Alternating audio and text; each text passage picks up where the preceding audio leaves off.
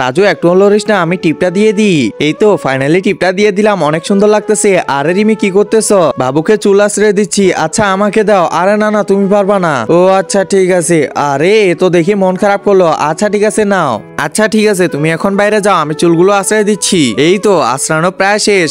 আরে বাবুকে তো তেমন একটা ভালো লাগতেছে না। না এটা হবে না, একটা কাজ করি অন্যভাবে আশ্রয় দেই। এই তো হয়ে গেছে। আরে না না এটাতে তো আরো বেশি খারাপ লাগতেছে। এবার অন্যটা দিয়ে দেখি তো। হ্যাঁ হ্যাঁ এবার ঠিক আছে মনে হয়। আরে ধুরু এবারও ভালো লাগতেছে না, কি যে করব মাথাটাই কাজ করতেছে না, কেমন করে যে দিব। আমার তো অনেক রাগ করতেছে, কি করব কি করব কিছুই তো বুঝতেছি না। আরে কি ব্যাপার, দেখি তোরা কি করতেছে। আরে এটা কি? কাবা ঘরের দিকে তাকালেই নাকি সব গুনাহ মাফ হয়ে যায়। হে আল্লাহ, যে আমার ভিডিওটা দেখে লাইক এবং সাবস্ক্রাইব করে দিবে তাকে একবার হলেও কাবা শরীফে যাওয়ার তৌফিক দিও। রাজুর মাথায় আবার কাপড় কে বেঁধে দিল।